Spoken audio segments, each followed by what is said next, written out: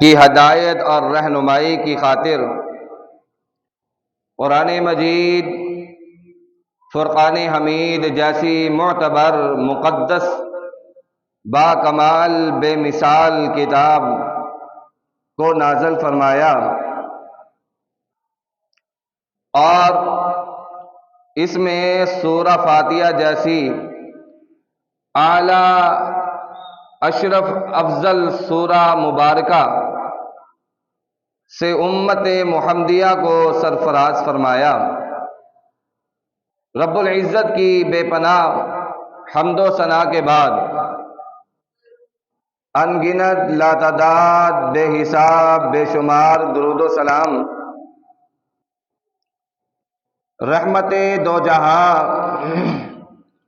شفیع عاصیاں، امام رسولہ جناب محمد الرسول اللہ صلی اللہ علیہ وآلہ وسلم پر، جنہوں نے اللہ رب العزت کی طرف سے اتارے جانے والے تمام احکام اپنی امت تک من و عن پہنچا دیے۔ اللہ رب العالمین ہماری طرف سے ہمارے پیارے رہبر، رہنما حضرت محمد الرسول اللہ صلی اللہ علیہ وسلم پر لا تعداد سلام، درود کو اور اسی طرح برکات کو نازل فرمائے، آمین۔ سامعین محترم، میں نے آپ کے سامنے اللہ رب العالمین کی پر حکمت پر رحمت کتاب میں سے جو آیات مقدسات آپ کے سامنے پڑھی ہیں،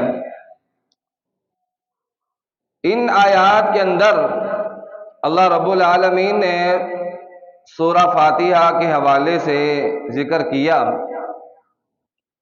اللہ رب العالمین سے دعا ہے کہ اللہ مجھ نچیز کو صحیح طور پر بیان کرنے کی اور ہم سب مسلمانوں کو قرآن و سنت کے مطابق زندگی بسر کرنے کی اللہ توفیق عطا فرمائے، آمین۔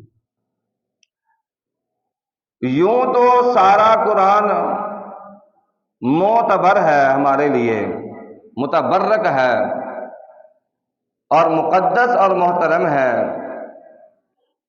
لیکن قرآنی صورتوں میں جو بزرگی اور برتری حاصل ہے، جو فضیلت سورہ فاتحہ کو حاصل ہے، وہ کسی دوسری سورت کو حاصل نہیں ہے۔ قرآن حکیم کو کھولتے ہی سب سے پہلے جس بابرکت سورت پر نظر پڑتی ہے وہ سورہ فاتحہ ہے۔ یہ ایک مختصر مگر جامع اور حقائق اور معانی سے لبریز سورت کریمہ ہے۔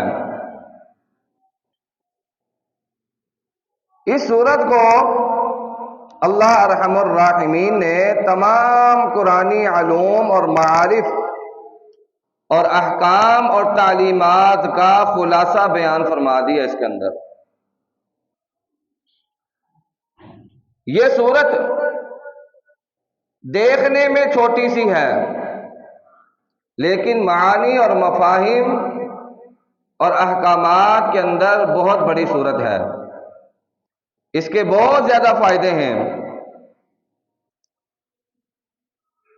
یہ سورت ایسی سورت ہے کہ اللہ رب العالمین نے اس سورت کو جو فضیلت، جو منقبت، جو عظمت بخشی ہے، رسول اللہ صلی اللہ علیہ وسلم کے اس بیان کے مطابق فتح البیان کے اندر کہ یہ سورت ایک دفعہ مکے میں نازل ہوئی،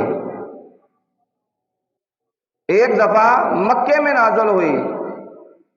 اس سورت کا اعزاز دیکھیں کہ ایک دفعہ اللہ رب العالمین نے اس کو مدینے کے اندر بھی نازل فرمایا، کتنا بڑا اعزاز ہے۔ مکہ کے اندر بھی نازل ہوئی، مدینے کے اندر بھی نازل ہوئی۔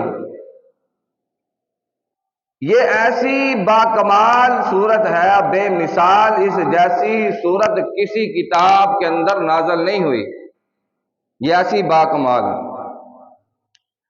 قرآن مجید کے اندر، فرقان حمید کے اندر اللہ رب العالمین نے اس صورت کو نازل فرمایا۔ اسی طرح رسول اللہ صلی اللہ علیہ وسلم کی حدیث مبارکہ ہے۔ حدیث میں مدینہ منورہ مسجد نبوی کا صحن ہے، مسجد نبوی کا صحن ہے، اور ایک پیارے صحابی جن کا نام ہے حضرت ابی بن کعب رضی اللہ تعالیٰ عنہ، نماز کی نیت کرتے ہیں۔ یہ نماز ہے، نفل نماز ہے۔ نماز شروع کر دی، وضو کرنے کے بعد مسجد نبوی کا فرش ہے، اور ابی بن کعب رضی اللہ تعالیٰ عنہ اللہ کے حضور کھڑے ہو جاتے ہیں۔ معلوم نہیں تھا، علم نہیں تھا اس بات کا کہ جب میں نماز شروع کروں گا تو رسول اللہ صلی اللہ علیہ وسلم کی آواز آ جائے گی۔ رسول اللہ صلی اللہ علیہ وسلم نے حضرت ابی بن کعب رضی اللہ تعالیٰ عنہ کو آتے دیکھا، لیکن یہ معلوم نہیں تھا کہ ابی بن کعب رضی اللہ تعالیٰ عنہ نماز کے اندر کھڑے ہیں، آپ سائڈ پر بیٹھے تھے خیمے کے اندر سے۔ پیارے پیغمبر جناب محمد رسول اللہ صلی اللہ علیہ وسلم نے آواز دی، یا ابی، ایک مرتبہ آواز دی، یا ابی، پھر آواز دی۔ حضرت ابی بن کعب رضی اللہ تعالیٰ عنہ فرماتے ہیں کہ رسول اللہ صلی اللہ علیہ وسلم کی آواز میرے کانوں تلک پہنچ چکی ہے۔ جب کانوں میں محمد رسول اللہ صلی اللہ علیہ وسلم کی آواز آتی ہے، ڈگمگا جاتے ہیں، پریشان ہو جاتے ہیں، دل ہی دل میں سوچ رہے ہیں کہ ایک طرف اللہ کے حضور کھڑا ہوں اور دوسری طرف محمد رسول اللہ صلی اللہ علیہ وسلم کی آواز۔ اب پریشان ہے کہ نماز توڑ کر پیارے پیغمبر کا جواب دوں، کیا کروں؟ مسئلے کا علم نہیں تھا، پتہ نہیں تھا نا۔ علم ہوتا تو گستاخی نہ کرتے، فوراً جواب دیتے، لیکن یہ گستاخی نہیں تھی۔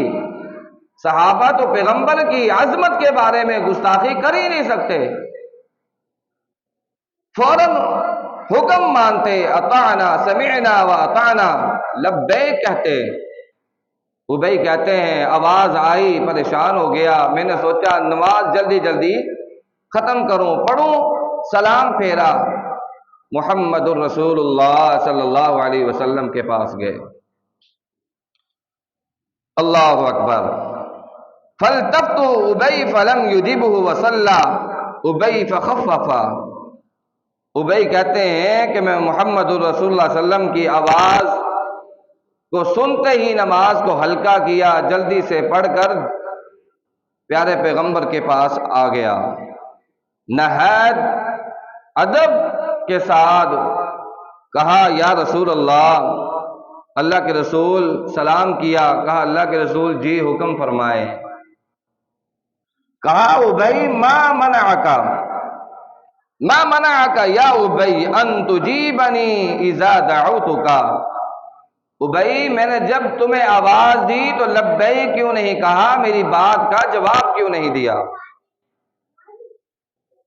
اللہ اکبر۔ میری آواز سن کر فوراً کیوں نہیں آئے، آنے میں دیر کیوں کر دی؟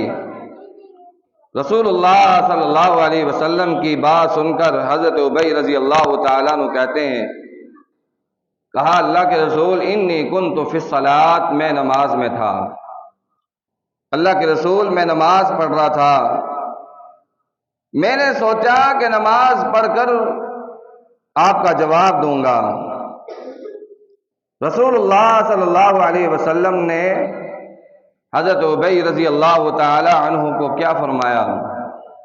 مالک کائنات، خالق کائنات نے اعلان فرمایا، یا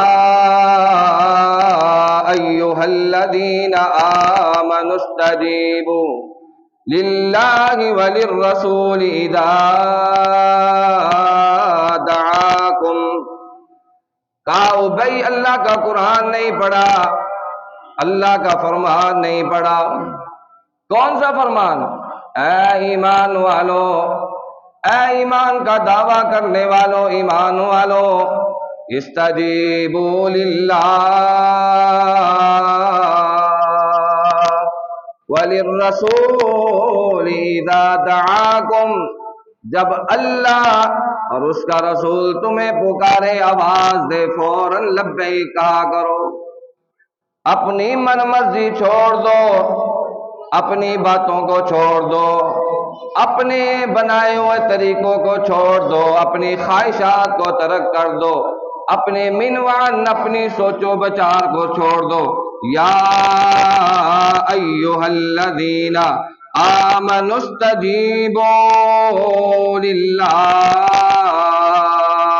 یہ نفلی نماز کی بات کر رہا ہوں، نفلی نماز کی بات کر رہا ہوں. اور اہل علم کا یہ بھی خیال ہے، محدثین کہتے ہیں اگر کوئی آدمی نفلی نماز پڑھ رہا ہو، نفلی نماز پڑھ رہا ہو، پیچھے سے والدین آ جاتے ہیں، بلاتے ہیں اپنے بیٹے کو، اپنے بچوں کو پکارتے ہیں، آواز دیتے ہیں، اے میرے بیٹے میری بات سن لے. ماں آ جاتی ہے، کسی طرح بھی، کسی طریقے، کسی انداز کے ساتھ آ کر کے اپنے بچے کو آواز دیتے ہیں.